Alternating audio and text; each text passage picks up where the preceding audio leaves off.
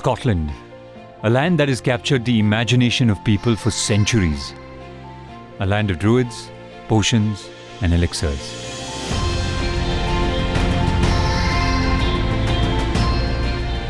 I've always wondered what makes Scotland so captivating. It's not just its breathtaking landscapes or their charming countryside. It's that their long-standing heritage holds the promise of great things. When in Scotland, you feel like an explorer on a trail to discover the true spirit of life and a want to capture each moment to file away in the catalogue of memories. So I am on a journey to explore Scotland through its culture, its legends, its history, and of course, its greatest gift to the world, Scotch whisky.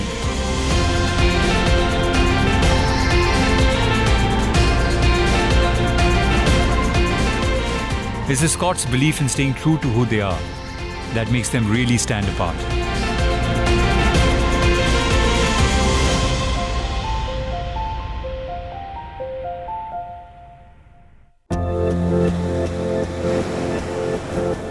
Scotland's natural beauty, its fascinating history and vibrant cities are remarkable.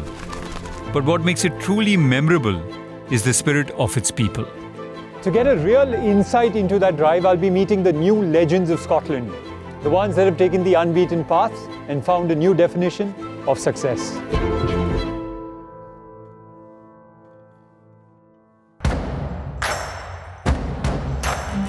A true reflection of Scottish zeal can be seen by how seriously they pursue their passions, whether that's for good whisky or the great game of golf. I've always wanted to try my hand at this sport, and today I have the perfect opportunity. Not only is my coach one of the leading players in Scottish golf, but she's called me to one of the oldest and most iconic golf courses in the world, the St. Andrews Old Course. The Old Course has hosted golf games since the early 1500s. The most well-recognized and beloved course in Scotland, it sees around 45,000 rounds being played every year. Gemma Batty, the winner of the 2018 Scottish Women's Amateur Championship, is a modern-day hero whose story has inspired many young women to follow their passion. And now that I'm at St. Andrews, I can't think of a better place or person to help me with my swing.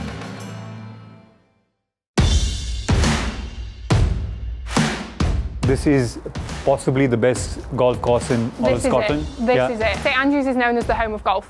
So this is where golf was created, it was founded, and I think that replicates in terms of everyone wants to come here and play.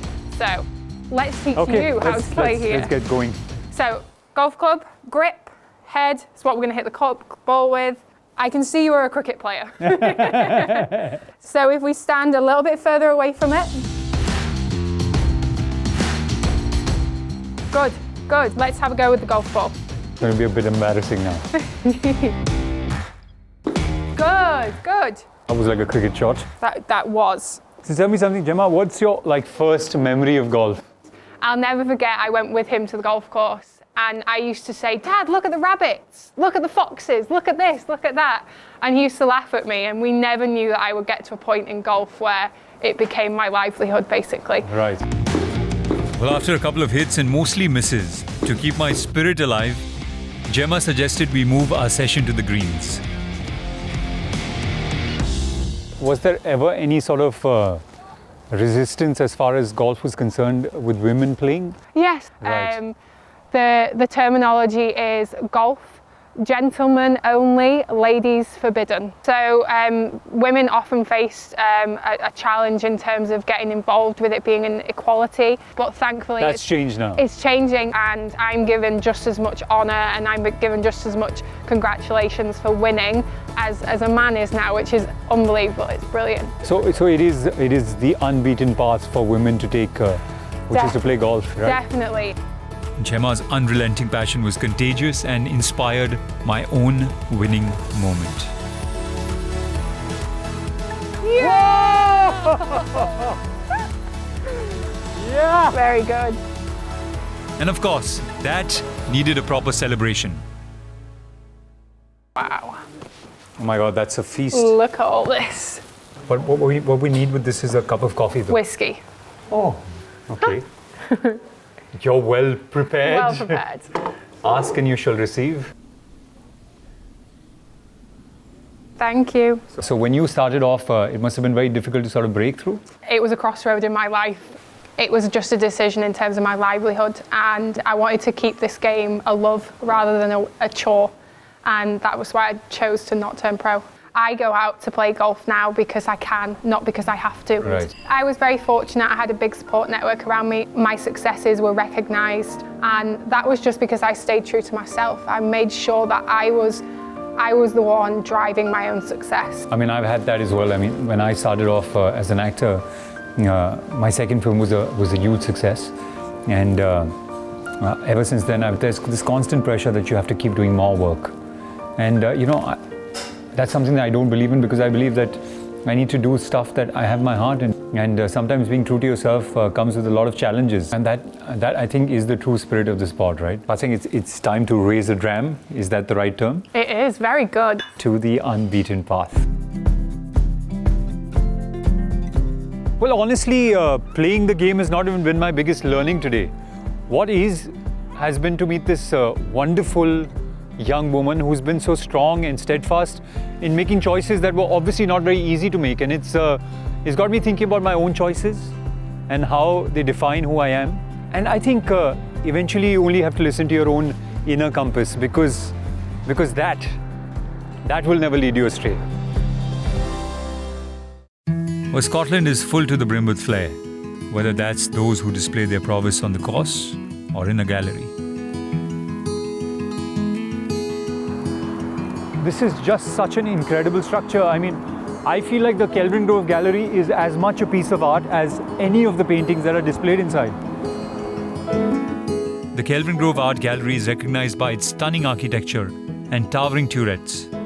Having opened in 1901, it hosts 22 galleries that cover a wide range of art from across the annals of history.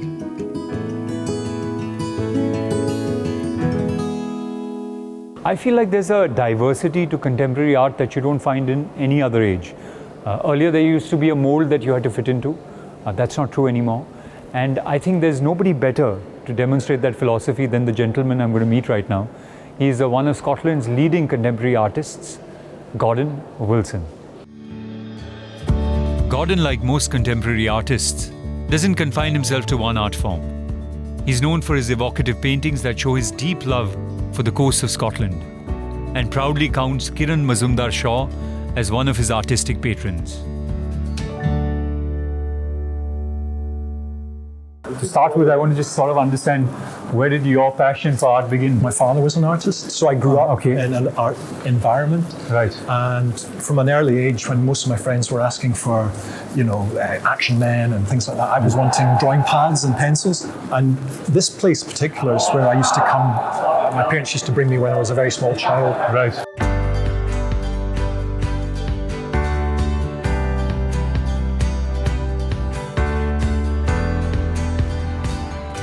What do you think is a sort of personality trait that you need to be an artist? You need to be resilient. Resilient, You right. need to have a very hard skin, because I have had people stood where you are at my exhibitions telling me how much they dislike my work.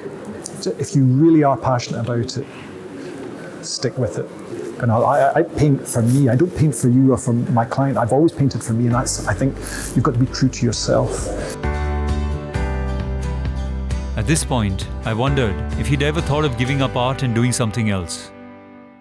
For me, certainly, it's been a very long process, and exhibiting and being rejected by exhibitions and what have you. And it's funny how a gallery that maybe rejected me, 20 years ago, and about 5 years later, I got a phone call from this gallery, the very person I spoke, and they said, Gordon Wilson, would you be interested in exhibiting with us? And inside I wanted to say no, but of course I didn't. I was like, yeah, of course, sure.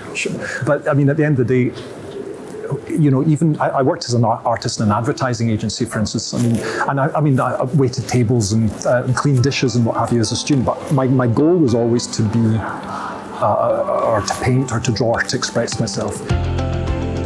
For an artist, what drives them is their inspiration. And for Gordon, it all comes back to the place he knows best, Scotland.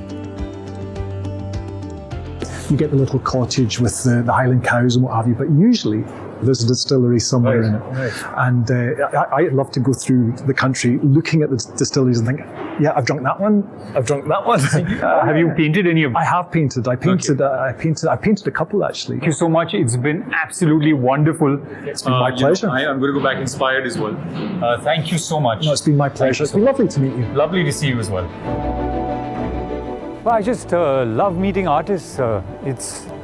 It's so fascinating to uncover what it is that inspires them. And you realize that being a craftsman requires courage, conviction, and an undaunted spirit, whether it's playing golf or creating a masterpiece or blending whiskey.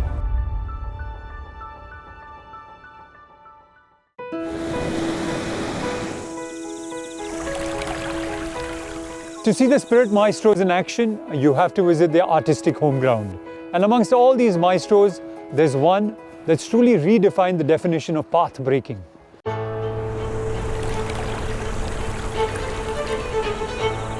The Glenburgie Distillery is best known for being the home of Ballantines, one of the world's best-selling whiskies that traces its origins back to 1827.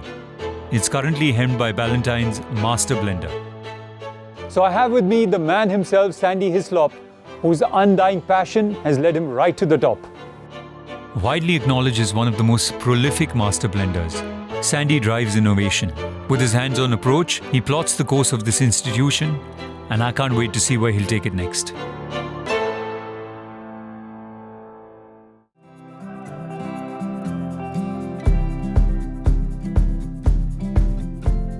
This is just a little display we have here to give a bit of an idea of how whisky matures. Right. Here you have an American oak barrel, and this is something that's really important in Ballantines and has been used for a long time.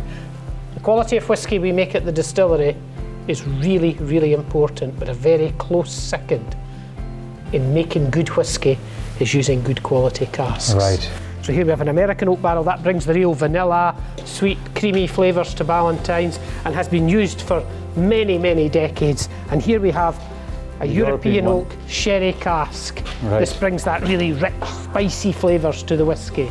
And just to give you an idea, there's the new whisky straight from the still. And as it matures, you can see the colour deepens and becomes more golden. All the colour really comes from the cask. The samples here clearly show that when the whisky comes from the still, the copper still, it's absolutely clear. Absolutely clear. And the cask has a massive effect darker and darker on the and darker. flavour. And this is something that George Ballantine would have started using very early on in his grocer's shop in Edinburgh. He would have taken some whisky, filled it into cask and left it, and would have discovered that he was starting to get richer, sweeter, creamier flavours coming from the casks. And he would have really got to grips with how important a cask was in the maturation of Scotch whisky. This brand's original philosophy of passion clearly still resonates with Sandy today, and I wanted to know more. So Sandy, you've been doing this for 40 years now nearly. What is it that still drives you? Oh, there's lots of things that get me out of bed in the morning. I absolutely love working with the different flavours that come from the casks, bringing them together. The whiskies I'm working from are coming from the four corners of Scotland. In this warehouse, you have many, many different casks at different ages. There's whisky here all the way from 40 years, all the way down to distilled this year. And when we're blending whisky, we're taking whiskies from all the regions, from Speyside, from Highland, from Lowland, and some of the smoky whiskies from Ireland. And my job is to bring these all together and make something that's greater than the sum of its parts.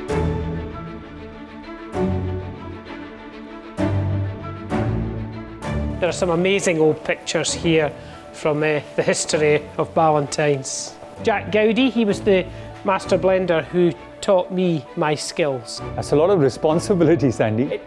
It is a huge responsibility. You've got to live up to a huge legacy, no? One of the strongest piece of advice he gave me when I was a young man was he said to me, Sandy, you need to remember it will take 30 years to build up the reputation of a whisky brand, but it will only take one bad batch to lose that reputation.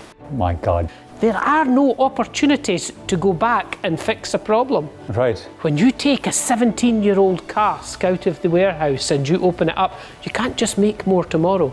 He taught me to be careful in things I do and to be absolutely fastidious in managing the quality, to stay true. When he spoke about legacy, he decided to show me a living manifestation of it. Legacy in a bottle, if you will. Yeah, there's some amazing old bottles here that you can see. Which would be the oldest one of the lot? This bottle here, all the pieces of the label were hand applied separately. But you can easily recognise the DNA of the brand. This would be how many years old? That's probably from about 1930, 1940. Wow, that's 80, 85 years old. A conversation in true Scottish style would not be complete without the true Scottish drink. You know, you've been doing this for 40 years now. That's a really, really long time. Yeah. So what is it that you're looking for next? I'm doing lots of experimentation at the moment, and I'm bringing in lots of different exotic casks from all over the world. Some of them are top secret. I couldn't tell. I had to tell you. I told you about them. I'd have to shoot you.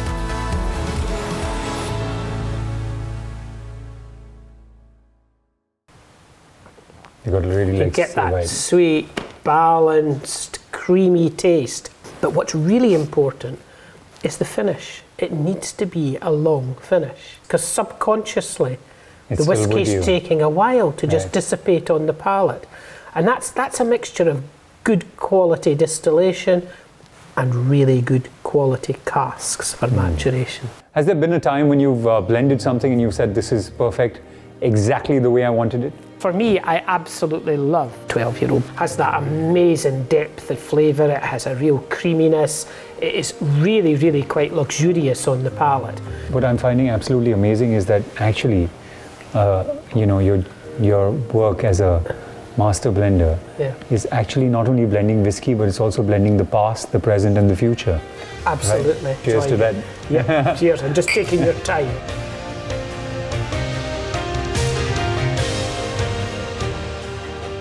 Passion is a prerequisite to success, and even more so when it's accompanied by humility, humor and unwavering focus.